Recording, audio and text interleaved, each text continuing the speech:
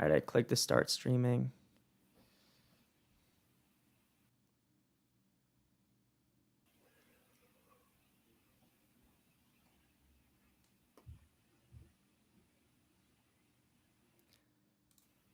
All right.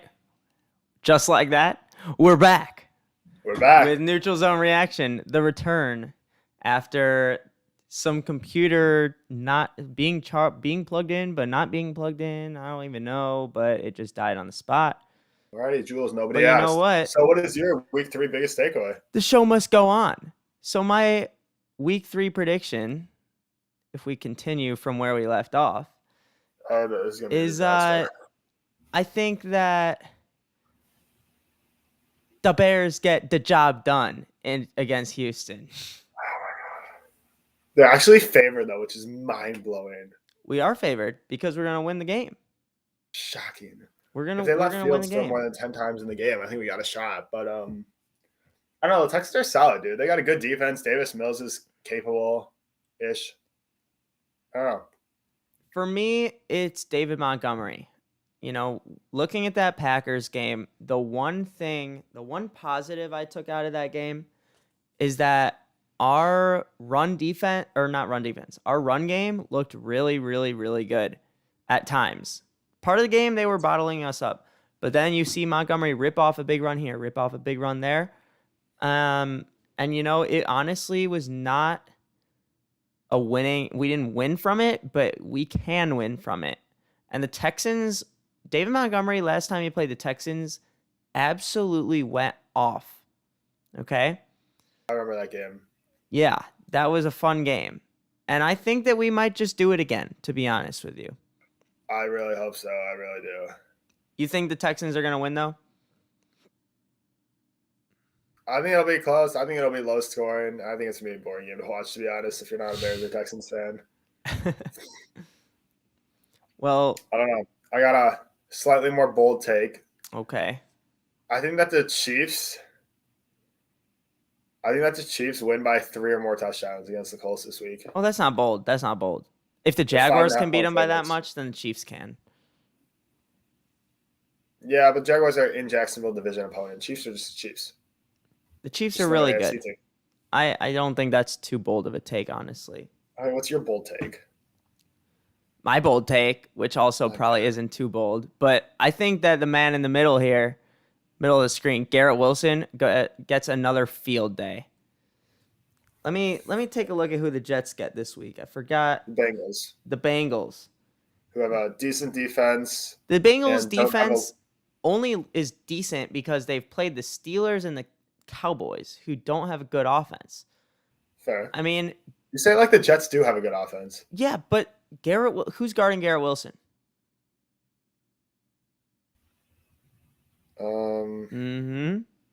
Eli Apple. There you go. That's where you got that, huh? There it is.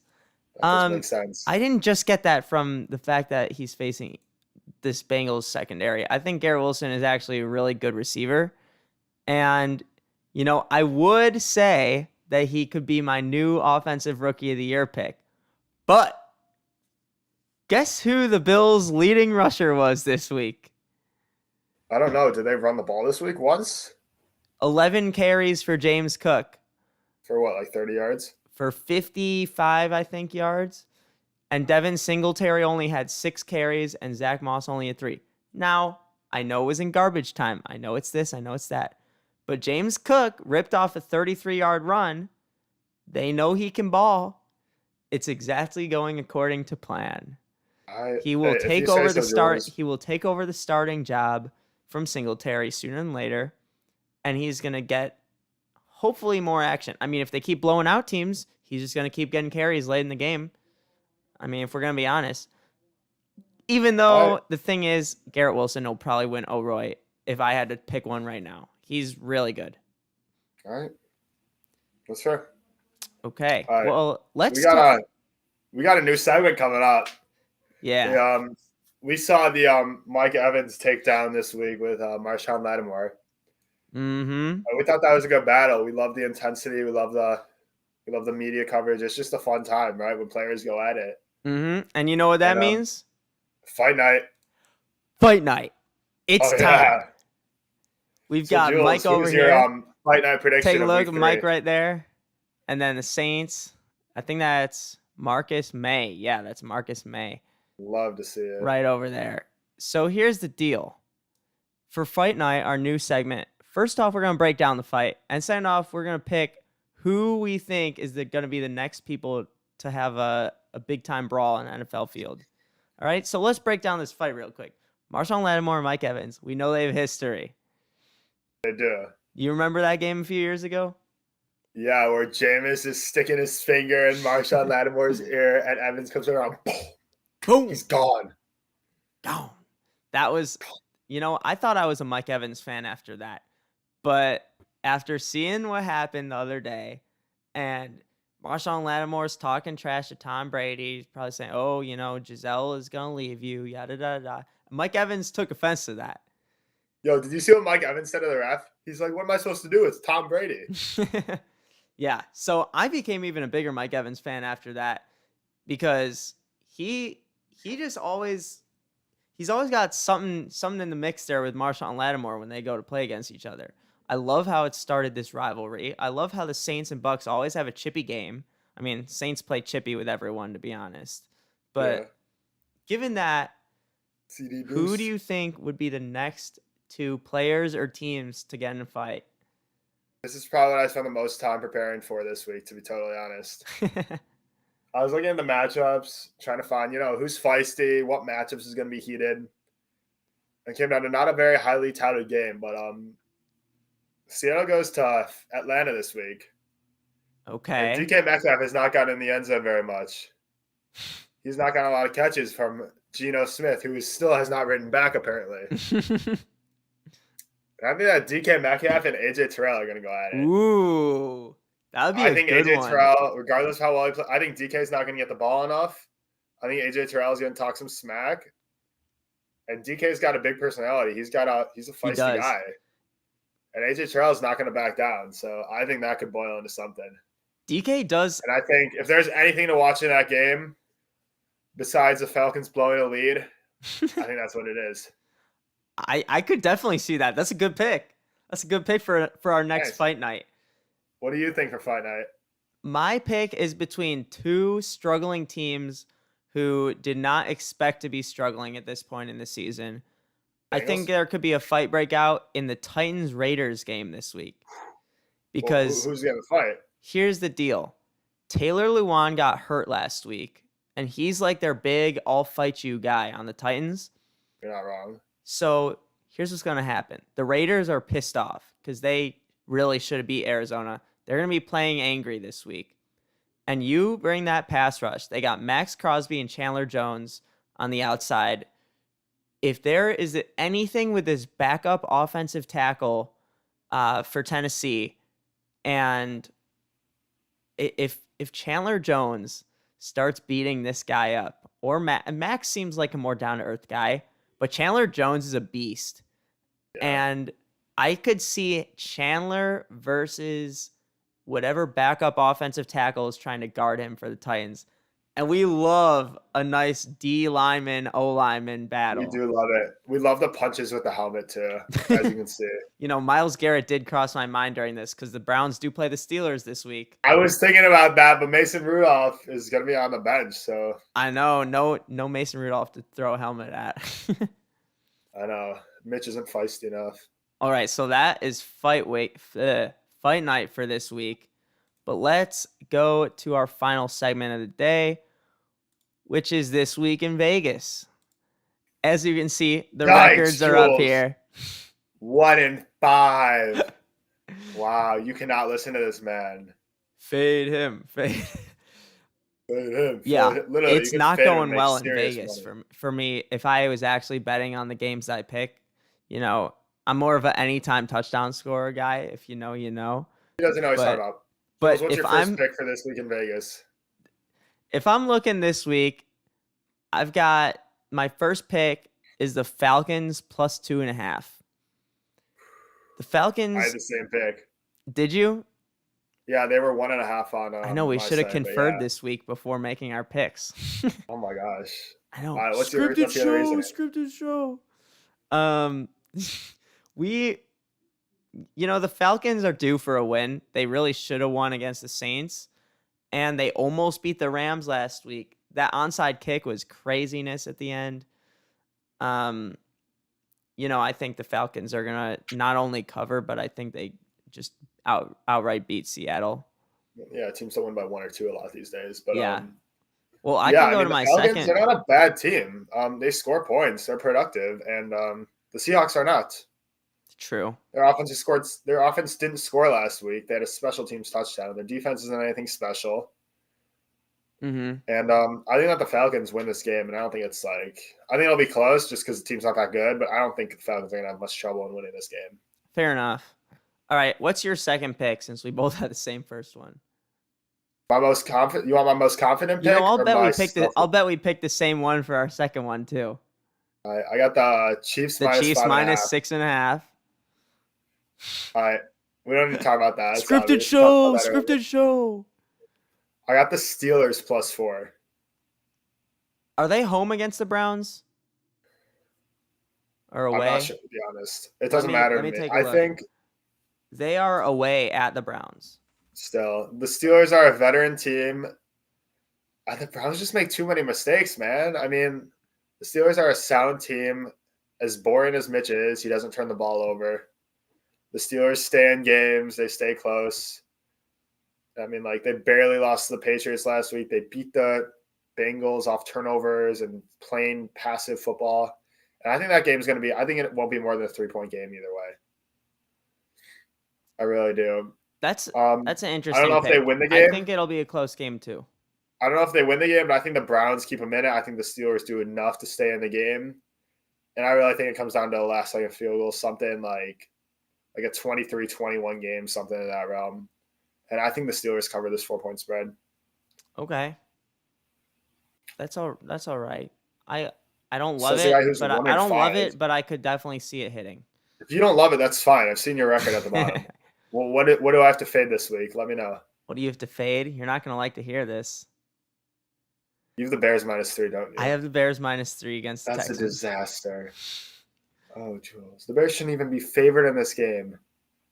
The Bears are Actually, home. they're home. The Bears are home. The Bears have a good run game, as I said earlier. And the defense did not look terrible against Green Bay. It was terrible in the first half. It was terrible in the second quarter and the fourth quarter. We almost came back, and if the refs didn't screw the Bears over on the goal line, that was bad. It would have been a 24-17 game at that point. And then suddenly you're looking at that game and saying, the Bears didn't play so bad. Fair. If we have those points on the board, 27-10 looks much worse. I don't think the Bears played as awful as the scoreboard said. Scoring 17 points is pretty Bears, and they should have had 17. I think 17 will be enough to beat the Texans, and Green Bay is a much better defense than Houston does. That's fair. I don't know. How do you think Derek Stingley? You think he'll get a pick tomorrow? You think he might tomorrow? Fields this weekend? Fields throws a pick he throws one pick every single start he gets. Even when he's efficient, he was efficient against the Packers.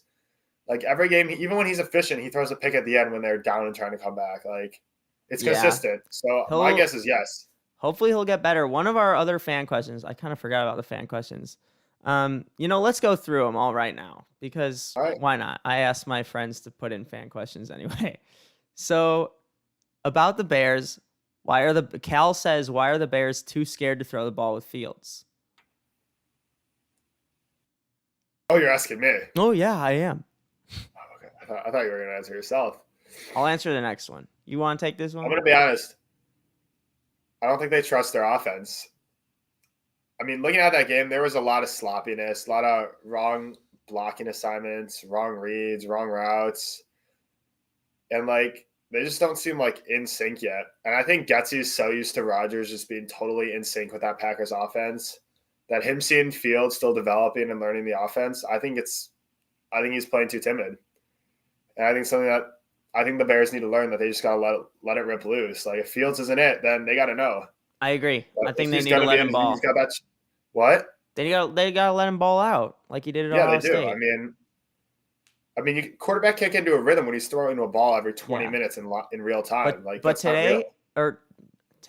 But this You week got to I get do say Fields. stick with the run game. Yeah, stick with the run game, but you got to pass the ball too. Yeah, that I is how mean, offense works. okay, yeah, but like run the ball, but don't get into second long and run the ball every time. Mm-hmm. Yeah, the Bears have to engineer more quick, easy completions for Fields. 5-yard outs, screens, bubbles, Exactly. little sit routes that Nagy used to run every play that drove me nuts, but at least they worked early in the game. Like stuff like that, just to get his confidence up. Once Fields gets a few of those, couple first down or two, like when you're playing quarterback, if you throw the ball once and then you hand it off twice, you go 3 and out, then you send the bench for 10 minutes and come back and do it again and again.